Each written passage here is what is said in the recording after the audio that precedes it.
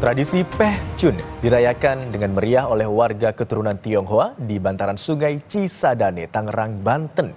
Tradisi turun-temurun setahun sekali ini diisi dengan beragam kegiatan, mulai dari berebut gunungan 1000 bakcang, mendirikan telur, hingga menangkap bebek di Sungai Cisadane.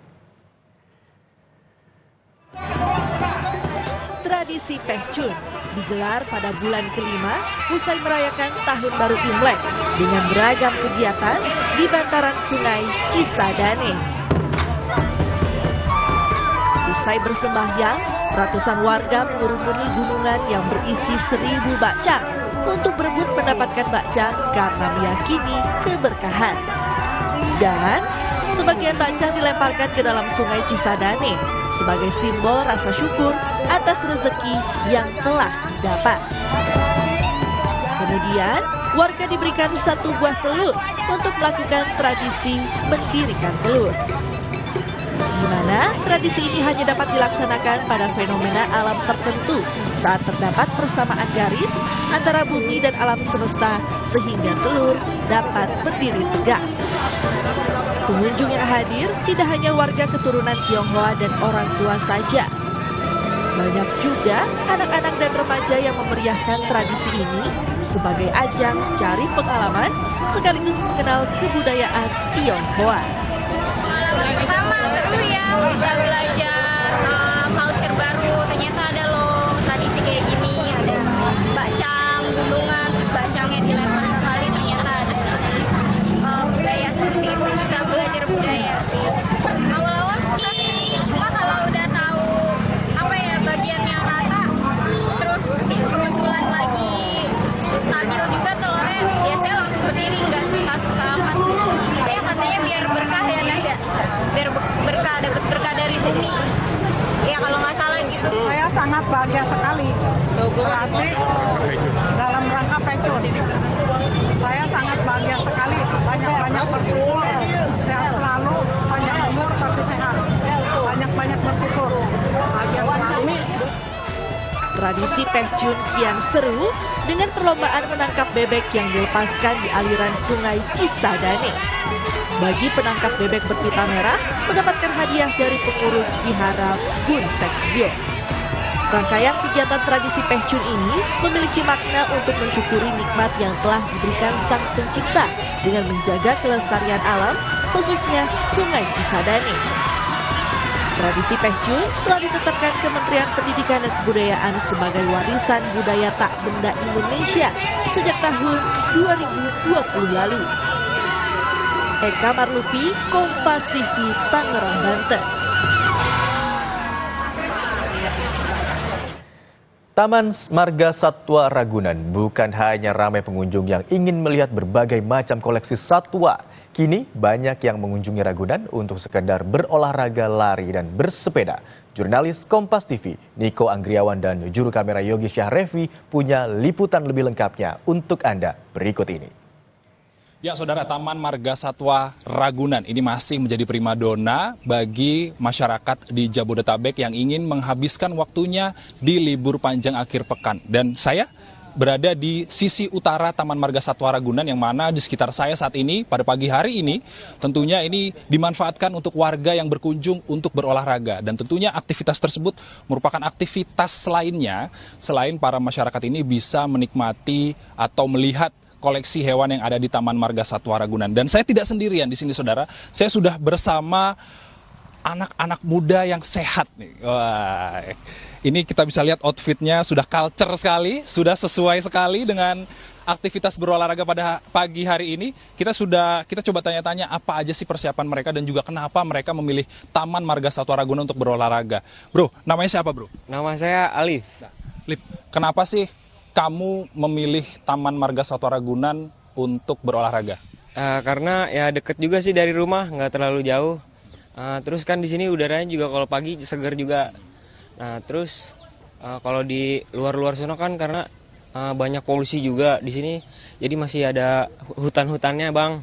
Jadi itu ya yang masih dimanfaatkan sama kamu sama teman-teman untuk berolahraga di sini. Dan abis ini rencananya mau ngapain nih sama teman-teman nih? Paling kalau selesai habis jogging, lihat-lihat hewannya juga bang.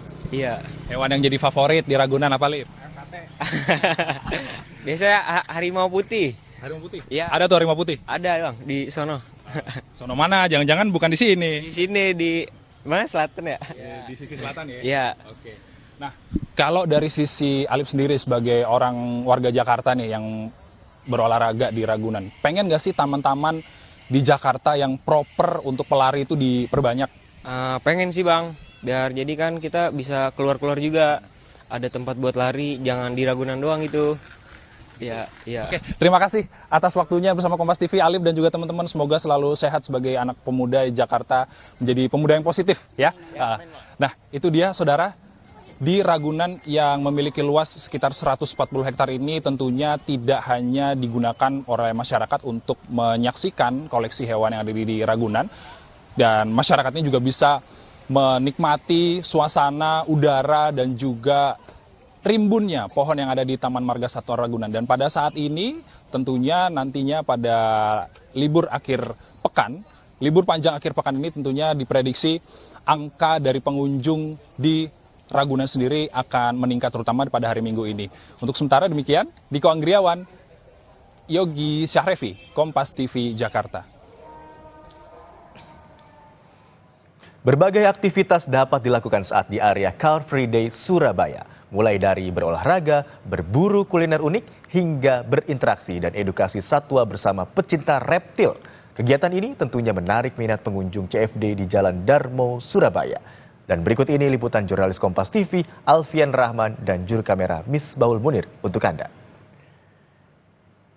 Ya, saudara, bagi Anda yang berkunjung ke Surabaya di hari Minggu ini, jangan lupa berkunjung ke Car Free Day, di mana di sini tidak hanya dapat berolahraga bersama keluarga, tidak hanya dapat kuliner, tapi juga dapat berinteraksi dengan satwa-satwa yang langka dan juga menarik tentunya. Seperti yang ada di belakang saya ini, bagaimana berinteraksi langsung dengan satwa. Saya akan mengajak Anda untuk berbincang-bincang dengan pecinta satwa yang sedang berkunjung dan juga mengedukasi masyarakat yang ada di Car Free Day. Boleh merapat lagi bersama kami? Permisi? Permisi, Mas, dengan siapa? Mas Adam. Ya, Mas Adam. Ya, Mas, ini tujuannya mengajak komunitas mungkin untuk di Car Free Day membawa satwa ini apa, Mas, tujuannya, Mas? Tujuannya sih kita tim ini cuman tujuannya hanya edukasi aja. Edukasi, terus mengenalkan ini ke masyarakat yang dimana masyarakat yang belum tahu atau belum pernah memegang ular secara langsung. Karena kan ular itu ada yang jinak, ada yang galak.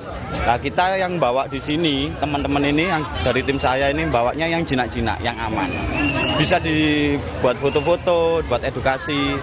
Dan di sini kan berbagai macam jenis reptil yang kita bawa. Di sini ada ular piton, ada soal layar, ada iguana, dan ada juga yang lain. Jadi tujuannya di sini cuma kita ya ajang tunjuk aja, seperti edukasi sama bagi-bagi ilmu sedikit sih, itu aja. Terima kasih Mas Adam atas informasinya, dan semoga banyak masyarakat yang lebih mengerti terkait edukasi satwa seperti ini. Ya saudara, kita akan mencoba berinteraksi juga dengan para pengunjung di Car Free Day. Bagaimana nih rasanya mereka untuk berinteraksi langsung dengan satwa yang ada di Car Free Day. Permisi Bapak, permisi boleh bersama kita di Kompas TV?